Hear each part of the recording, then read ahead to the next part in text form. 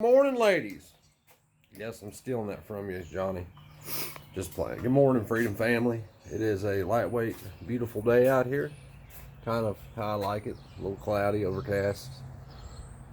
Feels decent out, 68 or so. But anyway, we're going to talk something. We're going to tie this into yesterday's video. So we're going to talk about Kyle Rittenhouse. Kyle Rittenhouse is out on bail right now, $2 million bail. He was in jail for months for doing nothing more than defending his life. My first question is, where were all those good cops? Where were all the militias to stop him from being persecuted by his government? Nope, didn't see him.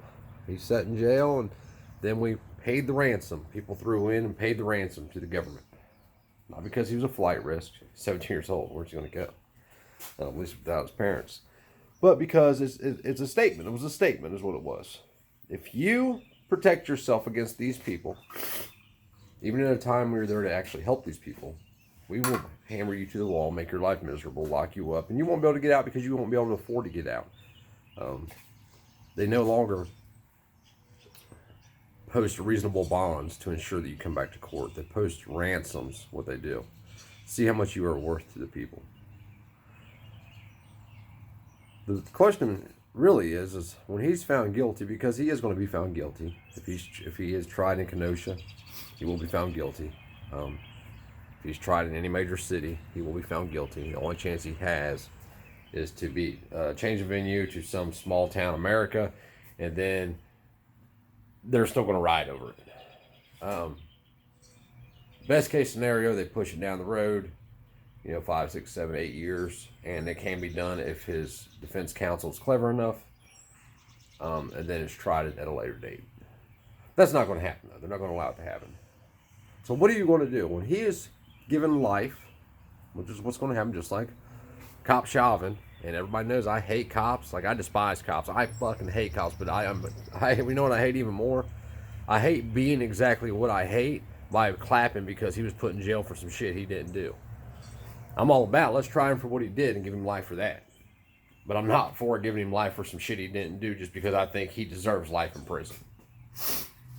But what are you going to do when they give old Kyle life? He's not a cop. He's just a young kid, 17-year-old kid, probably 18, 19, 20 years old by the time he goes to trial. And they are going to make an example out of him. You think it's bad today, like with the Chauvin case? Wait for 3 years and watch what happens. Where's all these patriots going to be at when they find him guilty and some good cop puts cuffs on him because he's ordered to by the judge? Where are you going to be then? Don't know. I don't know. Here's the opinion I'm of. So I operate my AOs, 3 basic scenarios for AOs: where I live, where I'm going, where I'm called to. So if you live in a place next to me, it is your duty to take care of that place. If you need help taking care of that place, it's your duty to make a call out or call me and have me come help you take care of that place. That's how it's supposed to work, people. They're going to keep oppressing people, persecuting people. Don't get it twisted. He's a political prisoner. There's no right judge, no prosecutor, no cop in the right mind that don't think that he protected himself, that it was self-defense. They all know it is, but it's not about self-defense. It's about kicking it down the line, kicking the can. Well, the prosecutor don't want it left on him. He don't want the riots and shit to be because of him, so he charges. Kyle's life is worth giving up in order to keep this damage from happening, just like Chauvin's life was. That's why they found him guilty. They found Chauvin guilty because they knew if they didn't find him guilty, there was going to be riots and looting all across the country, and it was going to be on them. So let's sacrifice this one man's life after the can was kicked down the road. So the prosecutor charges Chauvin to kick the can to the judge. Oh, actually to the grand jury. The grand jury charged him to kick the can to the judge. The judge doesn't throw the case out and kicks the can to the jury. It's just a kick in the can scheme. Nobody wants to be responsible. Nobody wants to be responsible for the loss, and the jury finds him guilty because they don't want to be responsible for it. You don't see the same thing in the Kyle Rittenhouse case. But in the Kyle Rittenhouse case, you don't have any excuses. You don't have the excuse, well, he's a cop, he deserves it. Well, he did have his knee on his neck. And I'm going to be the first one to tell you a little secret. A lot of people already know this secret, even though they don't really recognize that they know the secret. If you can talk, that means you can breathe. And it's a simple exercise. A deep breath, blow every ounce of air out that you can get, and then try to talk.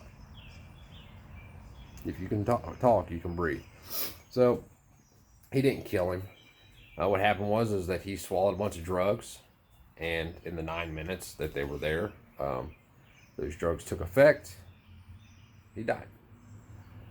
But you can't convince people the truth. I posted a link to a video the other day, and somebody actually messaged me or emailed me or did something, somehow got a hold of me and said, you know what? I didn't realize all this happened in this Kyle Rittenhouse case. I hadn't seen these parts of this video, and people break it down and slow it down and stop it and show what's actually happening. I've only seen what the news wanted us to see. I thought that this kid was out for blood. When he wasn't. He was actually there to help the people. He only had a firearm to protect himself. That was it. And damn glad that he had it. Now there's going to be the people that argue, well, the people that were chasing him down the street thought he murdered somebody.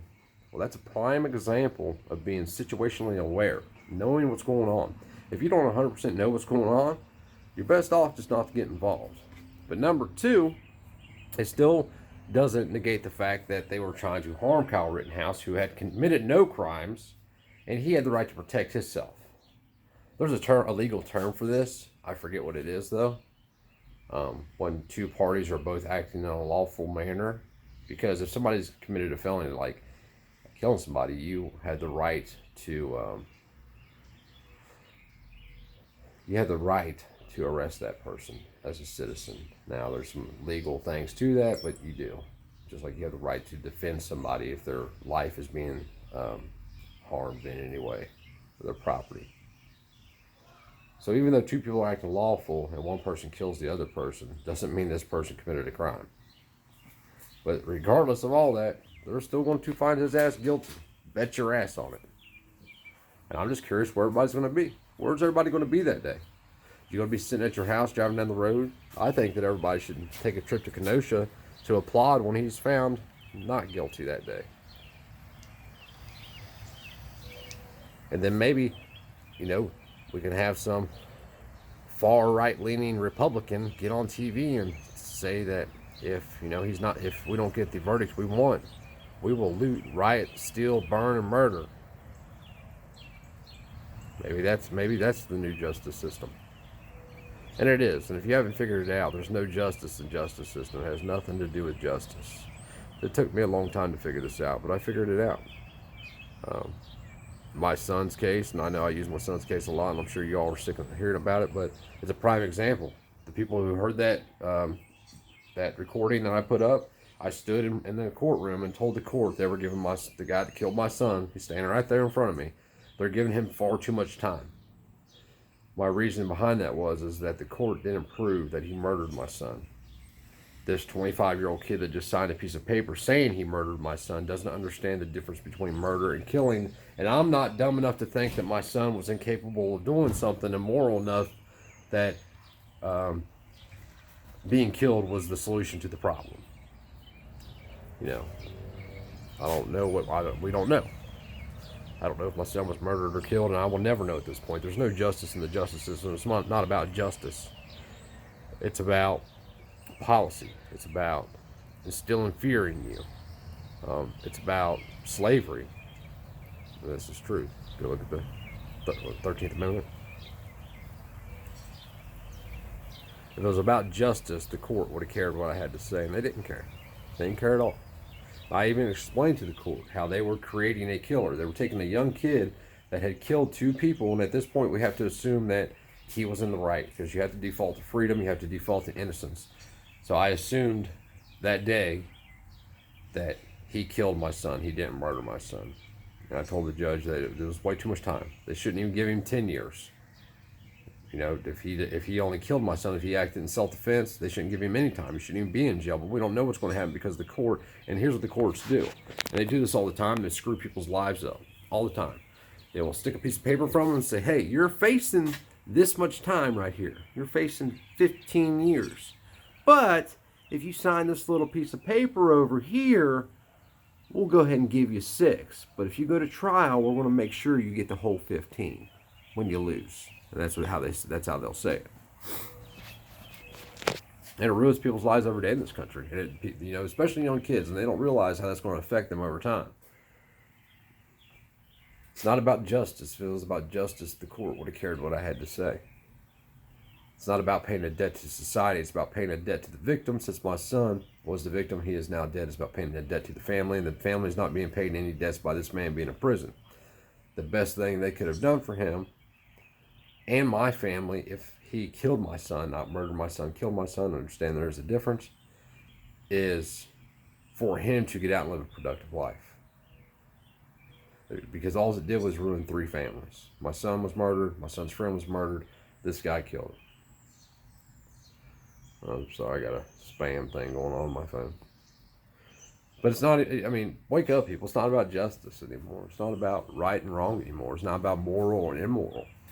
It's about corrupt politicians lining their pockets. It's about kickback after kickback. That's what it's really about.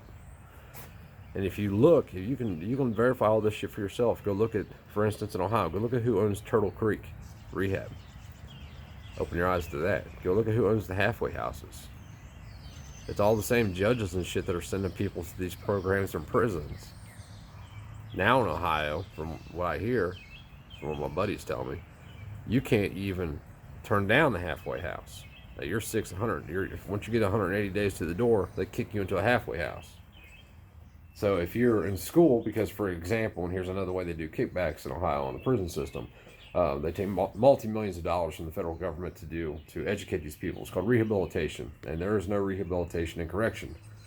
But what they do is, so if say you take a 2-year course, I've explained this before, you can only take it the last 2 years of your sentence because they want that to be fresh in your head, right?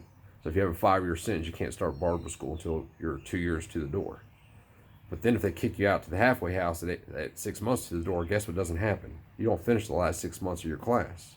You don't get a certificate.